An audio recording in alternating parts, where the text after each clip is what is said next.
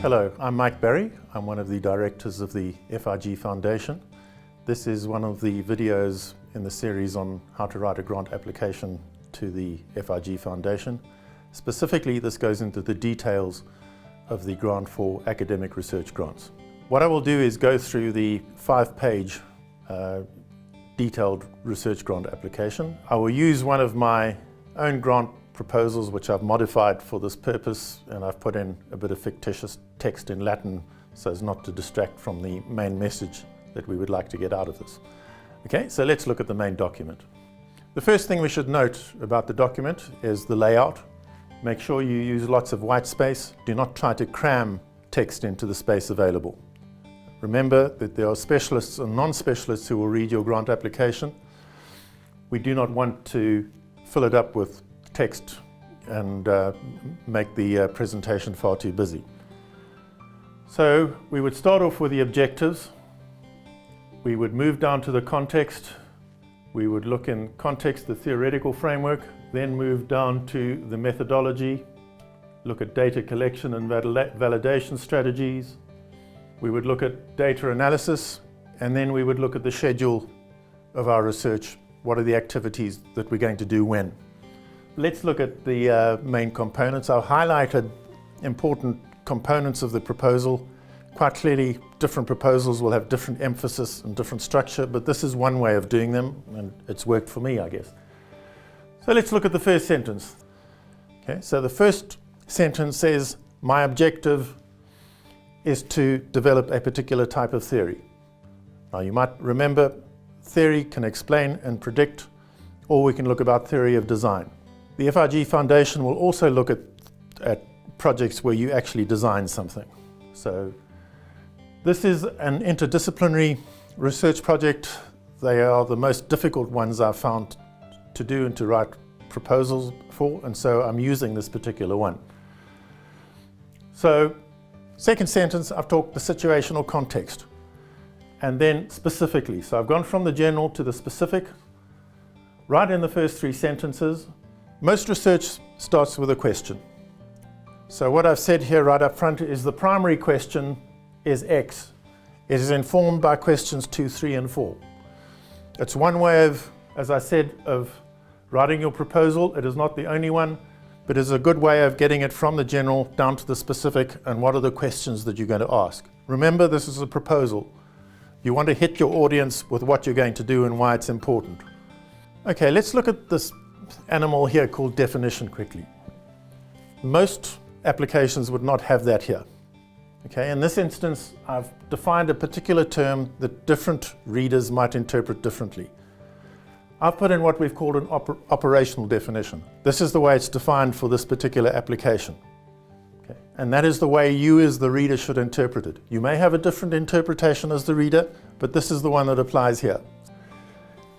As the proposal writer, that makes sure that your audience focuses on what you're talking about, and that's really what is important here. Next, let's look at this sentence over here. The research is significant because it addresses a gap in land administration theory. Tell your readers right up front why your research is significant. Next, this might be important. It is interdisciplinary. The perspective is land administration, but it draws on a variety of different types of theory. Why is that important? Because different disciplines have different biases and different ways of looking at a particular problem. An interdisciplinary project, as I've said, is very difficult to write because people from different disciplines will look at your research proposal differently and perhaps from their biases or what they would like to be doing rather than what you're talking about. So make sure you focus them on your view of the problem and what you want to do in that particular area. You cannot cover the whole area, and nor can they.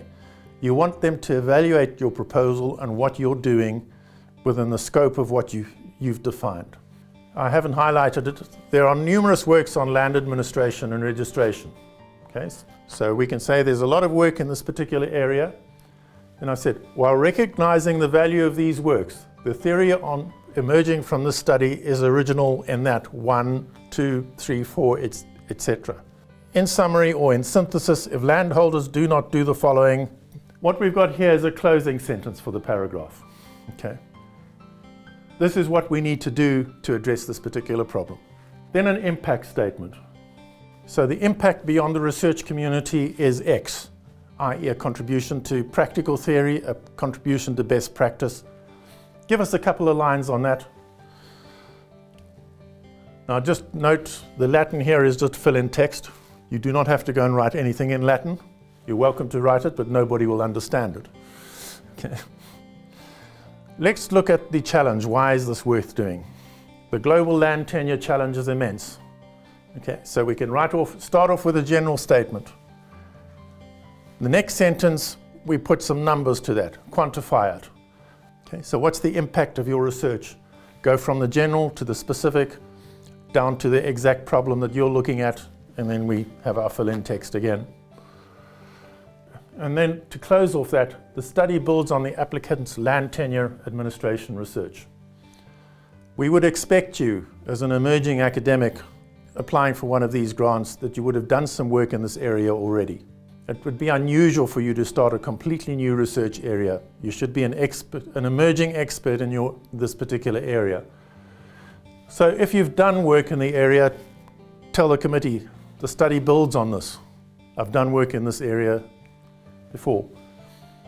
As we've said in one of our earlier videos, we want to see focus. You should be in a focused area of research. We're not looking at funding research managers who supervise a lot of different projects and don't do the work themselves. We want to see the work that you've done and that you're going to do yourself. Now, let's look at the context. So once again, we go from the general to the specific.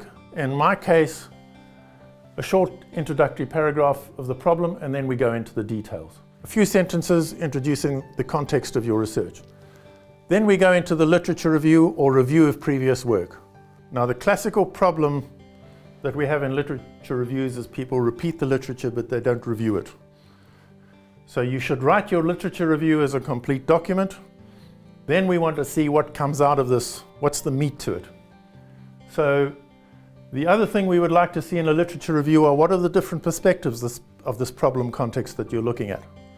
So what I've written here, there are tensions in the international literature concerning the contribution of land registration as a social upliftment tool for the poor. I go into the first school. De Soto reinvigorated the economic determinism school.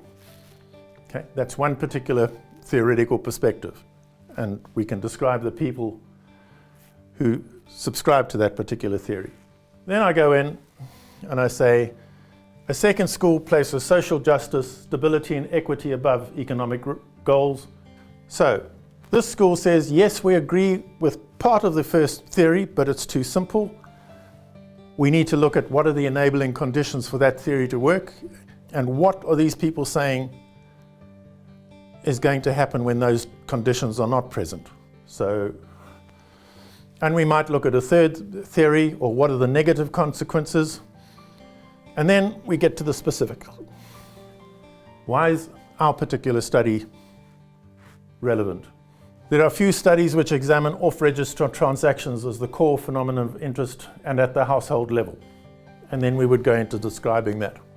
Okay, so, but once again, this is our gap statement. Why is your research project relevant? Then we might look at the theoretical framework if there is one. If you're looking at a design project, we would look at the designs for some technical tool that addresses a particular purpose, and you might look at the different designs.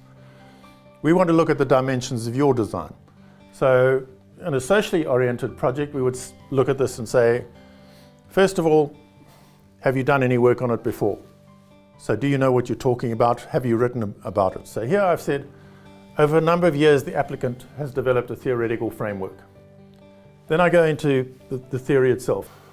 The first part of the theory is expressed as follows. And so I describe the first part of that theory, and I separate different parts of that. The second part of the theory is that the above model should be applied in a manner which is cognizant of continual and complex change. So forget about the details there. Okay, we have a theoretical framework. We describe the different components of it. I've talked about what I've done previously on this. Then I've gone into the components of the theory, and I describe those and look at the literature related to those, and that would be what I'm going to work on. Now we go into methodology. Methodology is theory of methods. So what's the broader framework and what am I actually going to do?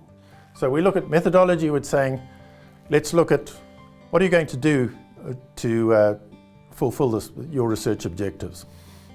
So what I've done here in the first sentence is I've described everything that I'm going to do. Okay, the first thing I've said is I have experience in using these methods. The second issue is the case study method. So I need to demonstrate that I've read up on case studies. The third one is semi-structured qualitative interviews. There are three things in that first sentence.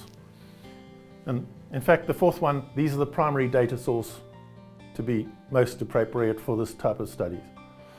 Then I explain why I'm not using quantitative methods, why am I using a case study method.